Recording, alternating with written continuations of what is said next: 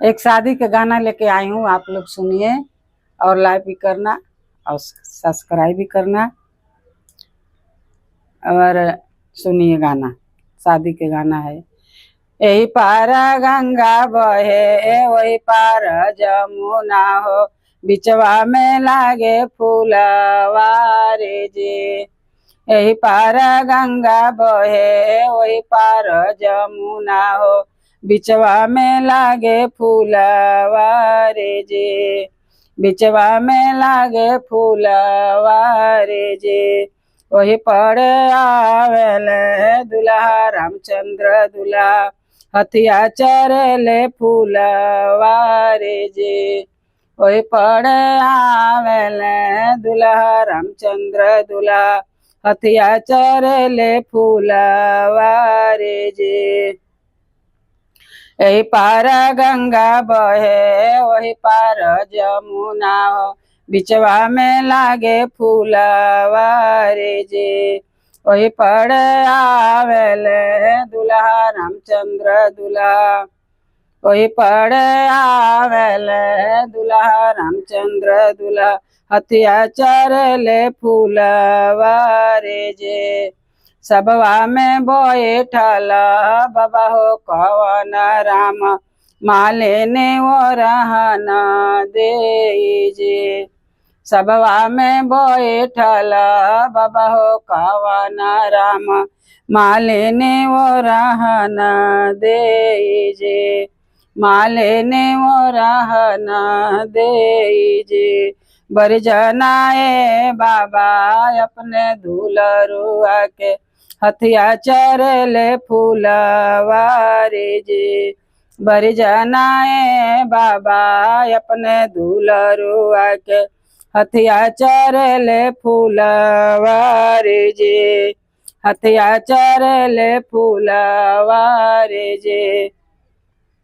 काई तोहरे खैले मालेन का तोहरे तोरेले, का तोहरे देले झका झोरी जे।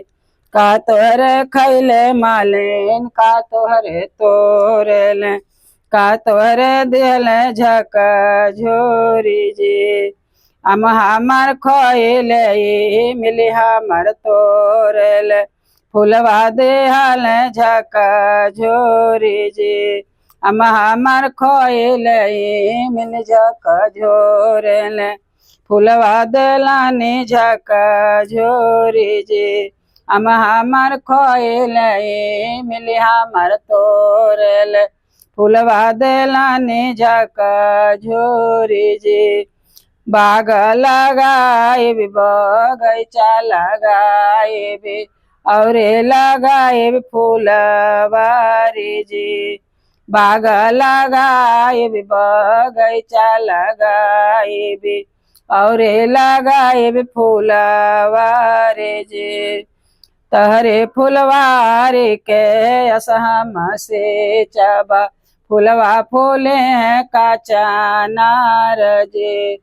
तहरे या फूलावा के तहरे या बगिया के, असमालिन से चबा, फुलवा फूले हैं काचा नार जे। फुलवा फूले हैं काचा नार जे। बाग लगाए बगैचा लगाए और लगाए फूलवा रे जे। तहरे बगैचा मालेन असहम से चबा, फुलवा फूले हैं काचा नार जे। फुलवा फूले हैं काचा नार जे। पार गंगा बहे वह पार जमुना, बिचवा में लागे फूलवा रे जे। यह पार गंगा बहे वह पार जमुना, बिचवा में लागे फूलवा रे जे।